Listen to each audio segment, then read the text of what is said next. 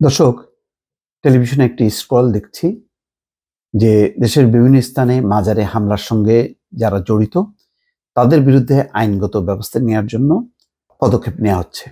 এটি প্রধান উপদেষ্টার কার্যালয় থেকে একটি বিবৃতি দেওয়া হয়েছে।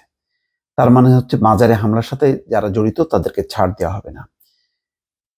সিলেটের শাহপরানের যে মাজার, সেখানে হামলা, তারপর থেকে বেশ কয়েকটি জায়গায় ঘটনা ঘটেছে। আরেকটি খবর, শরীয়তপুরে মাজার ভাঙচুর ও অগ্নিসংযোগ, এসপি সভা। তার মানে হচ্ছে সিলেটের শাহপরানের মাজার, তারপরে শরীয়তপুরের জাজিরা ও নড়িয়া উপজেলায় দুটি মাজার ভাঙচুর করা হয়েছে। এর মধ্যে একটি মাজারে ভাঙচুরের পর অগ্নিসংযোগ করা হয়েছে। গতকাল শুক্রবার দুপুর থেকে বিকেল পর্যন্ত জাজিরার বিলাসপুর ইউনিয়নের মেহের আলী মাতবরকান্দি গ্রামে অবস্থিত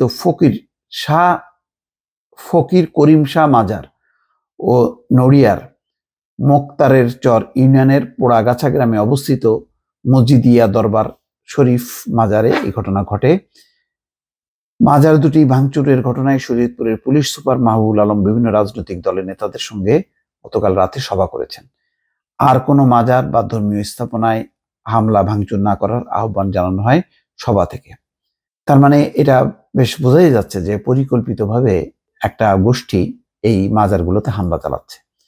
এরকম একটি প্রবণতা কিন্তু 2001 সালের যখন কি বিএনপি জামাত ক্ষমতায় ছিল তখনও কিন্তু এরকম ঘটনা ঘটেছিল। বিভিন্ন মাজারে যাওয়া, সেখানে যেই মাজারের পুরোহিতদের বা প্রধান ধর্মীয় ব্যক্তিকে হত্যা করা, জবাই করা, এরকম অনেক ঘটনা কিন্তু ঘটেছে এবং এটা আতঙ্ক তৈরি হয়েছিল। বাংলাদেশ হচ্ছে পীর অলি আওলাদের দেশ, সেখানে বহু মাজার আছে, ছড়িয়ে ছিটিয়ে আছে। এখন এই মাজারটা যদি যারা মসজিদ মাদ্রাসা ভিত্তিক যারা ধর্মীয় কাজ চালান তাদের সাথে যদি এটি সাংঘর্ষিক হয়, তাহলে দেশে আর এক ধরনের অশান্তি তৈরি হবে। একটা একই ধর্মের মধ্যে বিভেদ, বিভাজন এবং এই ধরনের পরিস্থিতি, এটা আন্তর্জাতিকভাবে খুবই নিন্দনীয় হবে। সকল ধর্মের ভেতরে সকল গোষ্ঠী যার যার স্বাধীনভাবে সে ধর্ম পালন করবে, আচার রীতিনীতি পালন করবে, এটি স্বাভাবিক। তো এই পরিস্থিতিটা বেশ উদ্বেগজনক এবং এই কারণে খুব গুরুত্ব অনুধাবন করেই কিন্তু প্রধান উপদেষ্টার কার্যালয় থেকে এই বিবৃতিটা দেওয়া হয়েছে যে দেশের বিভিন্ন স্থানে যে হামলার সঙ্গে যারা জড়িত তাদের বিরুদ্ধে আইনগত ব্যবস্থা নেওয়া হচ্ছে। পুলিশ সুপারের কার্যালয়ের স্থানীয় সূত্র বলছে, মেহের আলী মাতবরকান্দি গ্রামে বাসিন্দা আরশেদ মোল্লা চিশতিয়া নুরুল্লাহপুরের ভক্ত।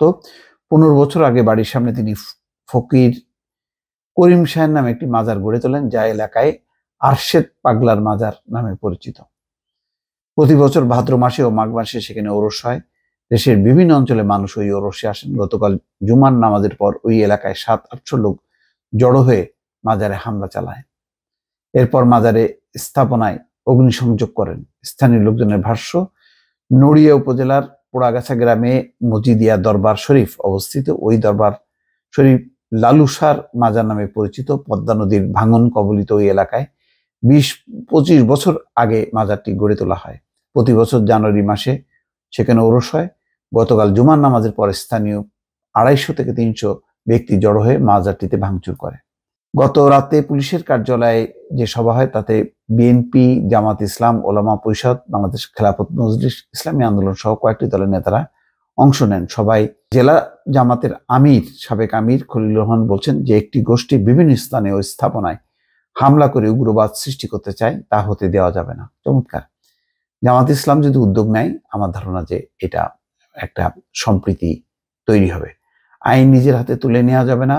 মাজার সহ বিভিন্ন স্থানে যদি কোনো অসামাজিক কার্য হয়ে থাকে তা আইনের মাধ্যমে মোকাবেলা করতে হবে। সবাই বিএনপির জেলা পর্যায়ে 4 জন নেতা বক্তব্য দেন।